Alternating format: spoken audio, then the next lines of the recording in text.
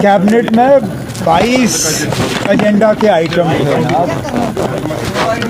बहुत चीज़ों पे बातें हुई।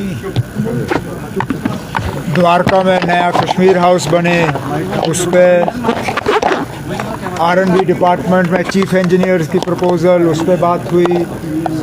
कोऑपरेटिव सोसाइटीज़ को किस तरह हम नए सिरे से उनको ज़िंदा कर सकते हैं, उसके लिए दो तीन एजेंडा आइटम थे।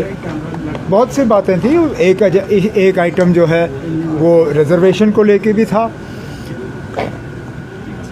अब कैबिनेट मीटिंग की मिनट्स साइन करने और उन्हें ऑनरेबल एलजी साहब के पास भेजने से पहले मैं उन पे यहाँ तबसरा करूँ, गलत होगा। मैं सिर्फ इतना ही कहूँगा कि कोशिश की गई है, जिस तरह हमने लोगों के साथ वादा किया है कि हम इसको थोड़ा सा रैशनलाइज करें। कोशिश ये भी की गई है कि कहीं पे किसी के साथ नाइंसाफ़ी ना हो। हमने वक्त इतना लगाया क्योंकि ये मुद्दा ऐसा है कि इसके साथ सियासत करना बहुत आसान है, और आपने देखा भी है। जो लोग कल तक हमें ताने दे रहे थे कि आप लोगों ने रिजर्वेशन पे कुछ नहीं किया, आज हमें धमकियां दे रहे हैं कि अगर ये हुआ तो हम एहतजाज शुरू करेंगे। कैबिनेट ने अपने तरफ से कोशिश की है कि एक ट्रांसपेरेंट और एक फेयर प्रोसेस जो है हम अडॉप्ट करें। अब मामला ऑनरेबल एलजी साहब के पास जाएगा। जब तक फाइल उनके पास नहीं पहुंचती तब तक इससे ज़्यादा मैं इस पर कहूँगा नहीं। तो है सर, क्या आप माने हम माने कि जो वो खत्म हो गया, आप जो मानना चाहें आप मानिए ना। हमने इसमें इससे ज़्यादा डिटेल्ड एक्सरसाइज हम नहीं कर सकते थे। हर इशू को देखा गया, एक बार से ज़्यादा इस पे बहस हुई। ये शायद तीसरी या चौथी मर्तबा है कि मामला कैबिनेट के सामने आया। 6 महीने कैबिनेट की सब कमेटी, हमारे सीनियर कुलीग सकीना यत्तू साहिबा ने उसकी अध्यक्षता की। हमने अपने तरफ से जितना हम कर सकते थे इस मामले को सुलझाने के लिए हमने किया। बाकी आगे देखी जाएगी। मेरे दोस्त जो हैं, जिन दोस्तों का आप जिक्र कर रहे हो, वो शायद ही किसी चीज़ से सेटिस्फाई हो सकते हैं। ये उनके सेटिस्फैक्शन के लिए हमने नहीं किया। किसी एक आदमी को लगे कि ये उसके लिए है या उसको खुश करने के लिए है, ये उसकी गलतफहमी है। ये किसी एक फ़र्द के बारे में नहीं है, ये जम्मू कश्मीर के आवाम के बारे में है। और हमारे तरफ से एक कोशिश कि जो हमने अपने मंशूर में एक और वादा किया था, कम से कम उसको हम मुकम्मल करें। एसआईआर को लेके अपोजिशन का प्रोटेस्ट चल रहा है, क्या कहेंगे? एसआईआर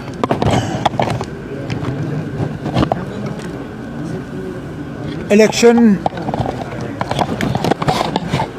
साफ सुथरे हों, ट्रांसपेरेंट हों और किसी को शिकायत की गुंजाइश ना हो, ये इलेक्शन कमीशन की जिम्मेदारी है।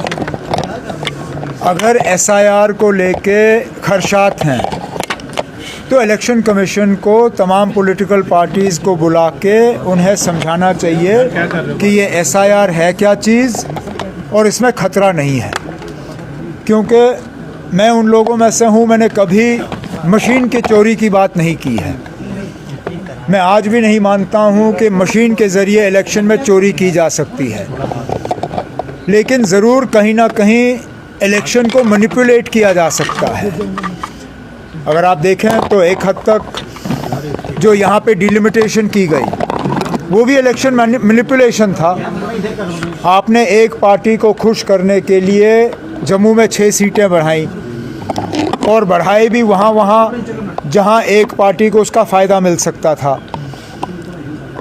शायद इसलिए एसआईआर को लेके भी हमारे कुछ खदशात हैं।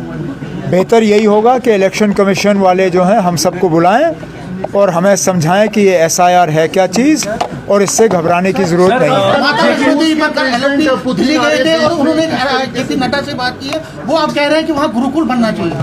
तो बने। मैं फिर अब आप कितनी बार यही सवाल मुझसे करोगे? किसने रोका ना?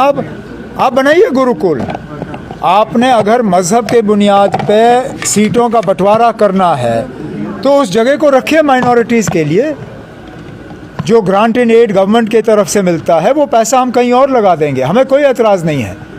जो ज़मीन वहाँ अलॉट की गई उस ज़मीन की कीमत आप अदा करिए।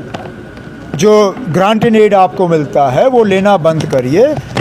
आप अपनी स्टेटस जो है वो चेंज करिए, एक माइनॉरिटी इंस्टीट्यूशन के तौर पे आप आ जाइए।